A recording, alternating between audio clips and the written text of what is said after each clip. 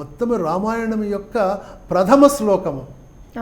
ప్రథమ శ్లోకము సహజంగా ఎవరైనా సరే కవి కానీ లేక ఒక విద్యావంతుడైన వ్యక్తి తాను ఏదైనా పని ప్రారంభించేటప్పుడు ఎవరిని స్మరించి ప్రారంభిస్తారు అంటే తన గురువుని స్మరించి తర్వాత తన కార్యక్రమం ప్రారంభించడం ఆనవాయితీ మన దేశంలో. మరి ఈ శ్లోకంలో తన గురువైనటువంటి నారద మహర్షిని ప్రసన్నం చేసుకుంటూ వారి రాకని వారిని దర్శించుకుంటూ వారికి సేవ చేస్తూ వారికి అర్ఘ్యపాద్యాదులు ఇస్తూ ప్రారంభించడం అనేటువంటిది ఒక అద్భుతమైనటువంటి భారతీయ పరంపరకి చిహ్నంగా మనం ఈ శ్లోకం మనం కరెక్ట్. అంటే ఈ శ్లోకంలో రెండవ పాదంలో ఉందా అదేంటిది నారద మహర్షి గురించి నారదులు వచ్చారు అనేది ఆయన గురించి ఆయన నారదం పరిపప్రచ్ఛ నారదం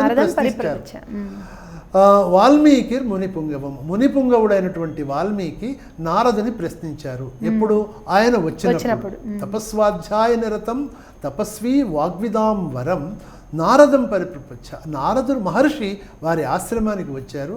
ఆ సమయంలో ఆశ్రమంలో వారికి సేవ చేసిన తర్వాత తన గురువుని ఈ విధంగా ప్రశ్నించారు అనే శ్లోకంతో ప్రారంభించడం అనేటువంటిది పూర్తిగా భారతీయ సాంప్రదాయానికి వన్నె తెచ్చినటువంటి అద్భుతమైనటువంటి విషయం. ఈ ఒక్క శ్లోకం గురించి ఈ విధంగా పెద్దలైనటువంటి వారు కనీసం 20-30 రకాల వ్యాఖ్యానాలు ఇస్తారు. మన దేశంలో అనేక రామాయణాల్లో మనం చూసినట్లయితే ఒక్కొక్క మహర్షి ఒక్కొక్క తపస్వి ఈ రామాయణ వ్యాఖ్యానం చేస్తూ ఈ మొదటి శ్లోకాన్ని గురించే రకరకాలైనటువంటి వ్యాఖ్యానాలు ఇస్తూ ఉంటారు. అలాంటివన్నీ చదువుతుంటే మనకి ఒళ్ళు గొగ్గొర్పుడుస్తుంది. మన యొక్క పూర్వులు ఎంత గొప్పవారు. గురువుని స్మరించకుండా ఏ గ్రంథము రాసేటువంటి ఆనవాయితీ లేదు. కాబట్టి ఇందులో మనకి మన విద్యార్థులకి అందరికీ కూడాను చక్కటి బోధ చేస్తూ వాల్మీకి మొదట మీ గురువు గారికి నమస్కరించండి, తరువాత మీరు ఏ పనైనా చేయండి, అది నా రామాయణ కార్యక్రమం ఎలా జరిగిందో మీకు అవిఘ్నంగా మీ కార్యక్రమాలు జరుగుతాయి అనేటువంటిది వాల్మీకి విద్యార్థులకి సూచించేటువంటి ఒక అద్భుతమైనటువంటి ప్రక్రియ రామాయణం.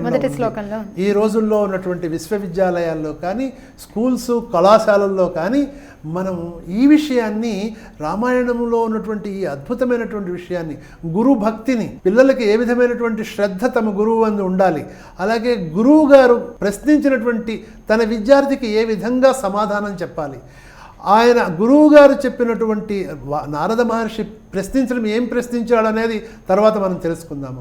ఆ ప్రశ్నలకు సమాధానంగా చెప్పినటువంటి 100 శ్లోకాలు శ్రీ వాల్మీకి మహర్షి యొక్క 24,000 శ్లోకాలకి కూడాను పూర్వరంగంలాగా ఆధారమైనాయి.